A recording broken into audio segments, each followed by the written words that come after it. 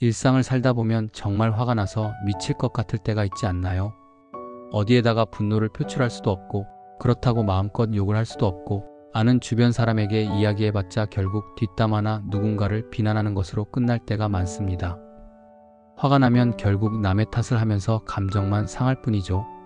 이렇게 화가 나서 미칠 것 같은 순간, 우리는 어떻게 이 분노를 믿음으로 극복하고 분노가 죄로 이어지지 않도록 할 수 있을까요? 존 파이퍼 목사님의 메시지를 통해서 그 해답을 찾아보겠습니다. 먼저, 분노는 우리의 삶에서 피할 수 없는 감정입니다. 성경은 분노에 대해 두 가지 관점을 제시합니다. 하나는 의로운 분노이고 다른 하나는 죄로 인한 분노입니다. 의로운 분노는 불의와 악에 대한 공분이며 때로는 변화를 일으키는 긍정적인 힘이 될 수도 있습니다. 하지만 우리가 흔히 경험하는 분노는 대개 증오나 원한으로 변질되기 쉬운 죄로 인한 분노일 때가 많습니다. 존 파이퍼 목사님은 분노 자체가 잘못된 것이 아니라 그 분노의 이유와 우리가 그것을 어떻게 통제하느냐에 따라 달라진다고 말씀하십니다. 그렇다면 분노는 어디에서 오는 걸까요? 우리는 흔히 외부 환경이나 다른 사람 때문에 화가 난다고 생각합니다. 하지만 분노의 근본적인 원인이 타인이나 환경이 아니라 바로 우리 자신의 마음속에 있습니다. 충족되지 못한 욕망, 손상된 자존심, 자기 연민 같은 것들이 분노를 촉발하는 뿌리라는 것이죠. 마치 거울처럼 우리의 내면을 비춰보면 분노는 사실 우리 안에 있는 부족함과 연약함의 표현일 때가 많습니다. 여러분은 혹시 화가 날 때마다 내가 왜 이렇게 화가 나지? 하고 스스로에게 질문해 보신 적이 있나요? 그 질문의 답이 외부가 아닌 자신의 내면에서 시작될 때 우리는 비로소 분노를 다룰 첫걸음을 뗄 수 있습니다. 분노는 관계를 파괴하고 우리의 기쁨과 건강을 해치며 심지어 더 큰 죄로 이어질 수 있습니다. 성경은 분노를 품는 것이 마귀에게 틈을 주는 행위라고 경고합니다. 원한, 중상, 그리고 다른 여러 죄들을 짓게 만들 수 있죠. 또한 억눌린 분노는 눈물, 침묵, 비판, 부당한 공격과 같은 형태로 위장되어 나타나 우리 자신과 주변 사람들을 힘들게 합니다. 이렇게 우리를 병들게 하는 분노를 우리는 과연 어떻게 믿음으로 극복할 수 있을까요? 첫째, 자기 성찰과 회개가 중요합니다. 자신이 죄인됨을 깨닫고 마음속의 들보를 먼저 보는 것이 중요합니다. 우리는 타인의 눈에 있는 티를 보기 전에 먼저 자신의 눈에 있는 들보를 보아야 한다는 예수님의 말씀을 기억해야 합니다. 분노의 죄를 하나님께, 그리고 상처 준 상대에게 자백하고 죄를 변명하거나 남의 탓으로 돌리지 않는 겸손한 마음이 필요합니다.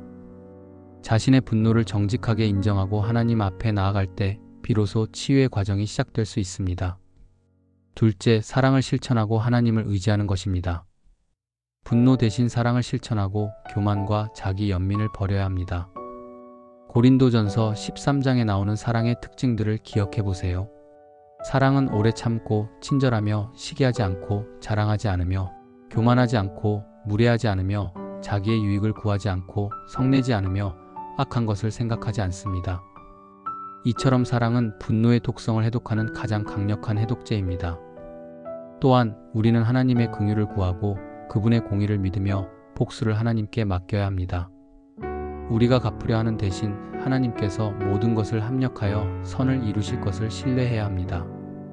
미래의 은혜를 기억하며 하나님이 모든 것을 선으로 바꾸실 것을 믿는 것이 중요합니다. 셋째, 기도로 성령의 도우심을 구하고 용서하는 마음을 가지는 것입니다. 꾸준히 기도하며 성령님의 도우심을 구하십시오. 성령님은 우리 안에서 사랑과 희락과 화평과 오래 참음과 자비와 양선과 충성과 온유와 절제를 맺게 하십니다. 또한 우리는 타인을 용서해야 합니다. 성경은 우리가 남을 용서하지 않으면 하나님도 우리를 용서하지 않으신다고 분명히 말합니다. 용서는 상대방을 위한 것이기도 하지만 궁극적으로는 분노의 사슬에 묶인 우리 자신을 자유롭게 하는 길입니다. 넷째, 공동체 안에서 치유를 경험하는 것입니다. 신뢰할 수 있는 친구에게 자신의 죄와 분노를 고백하고 서로를 위해 기도하는 것이 큰 도움이 됩니다. 혼자서 끙끙 앓지 마세요. 마음의 어려움을 나누고 지지해 줄 수 있는 공동체는 영적인 전쟁에서 큰 힘이 됩니다. 또한 우리는 인지 왜곡을 교정해야 합니다. 상황을 우리의 왜곡된 시각으로 해석하지 말고 하나님의 시각으로 해석하려고 노력해야 합니다. 우리가 죄책감에 얽매이지 않고 예수 그리스도의 십자가 보혈을 통해 죄 사함을 받았음을 믿어야 합니다. 우리는 예수님을 믿음으로 하나님과의 관계가 회복되는 칭의를 얻었고 성령의 도우심으로 점점 더 그리스도를 닮아가는 성화의 과정을 걷고 있습니다. 우리는 칭의를 얻기 위해 죄와 싸우는 것이 아니라 이미 의롭게 되었기 때문에 죄와 싸울 수 있는 힘을 얻게 된 것입니다. 사탄은 끊임없이 우리의 과거 죄를 상기시키며 우리를 낙심하게 하지만 우리는 그리스도의 피로 깨끗해졌음을 기억해야 합니다. 과거의 죄에 대한 죄책감에 얽매이지 말고 하나님의 용서를 믿고 새로운 삶을 살아가야 합니다. 또한 하나님 안에서 위대하고 끝없는 기쁨을 추구하면 죄의 뿌리를 잘라낼 수 있다고 말씀하십니다.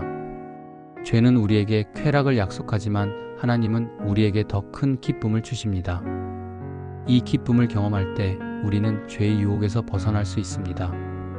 마치 메마른 땅에 내리는 단비처럼 하나님의 기쁨은 우리의 영혼을 적시고 새롭게 합니다. 이러한 기쁨은 우리가 고난 중에도 기뻐하고 인내하며 꾸준히 기도할 수 있는 힘이 됩니다. 우리는 죄책감의 긍정적인 기능도 인정해야 합니다. 적절한 죄책감은 우리가 자신의 죄를 깨닫고 하나님께 용서를 구하게 하며 삶의 방향을 결정하고 균형 잡힌 삶을 살도록 돕습니다. 베드로와 바울은 자신의 죄책감을 통해 자신의 부족함을 깨닫고 하나님께 더욱 헌신할 수 있었습니다. 죄를 지을 때 낙심하지 않고 하나님의 도우심을 구하며 다시 일어서는 용기가 필요합니다. 하나님의 진노는 악에 대한 거룩한 반응이며 의롭지만 우리는 하나님의 진노를 갚는 대신 원수를 사랑하고 복음을 전해야 합니다. 이것이 바로 우리가 화가 나서 미칠 것 같은 순간에 취해야 할 믿음의 자세입니다. 결론적으로 화가 나서 미칠 것 같은 순간 분노가 죄로 이어지지 않게 하려면 우리는 몇 가지 중요한 믿음의 원칙을 기억해야 합니다. 첫째, 자신의 분노의 원인을 외부가 아닌 자신의 내면에서 찾아보고 정직하게 회개해야 합니다. 둘째, 분노 대신 사랑을 실천하고 모든 복수를 하나님께 맡기며 그분의 공의를 신뢰해야 합니다. 셋째, 기도를 통해 성령의 도우심을 구하고 우리를 아프게 한 사람들을 용서함으로써 우리 자신을 자유롭게 해야 합니다. 넷째, 공동체 안에서 서로의 짐을 나누고 지지하며 하나님의 시각으로 상황을 바라보아야 합니다. 오늘 존 파이퍼 목사님의 메시지처럼 우리는 예수 그리스도의 십자가 보혈을 통해 이미 죄 사함을 받았음을 굳게 믿고 하나님 안에서 위대한 기쁨을 추구하며 죄의 유혹에서 벗어나야 합니다.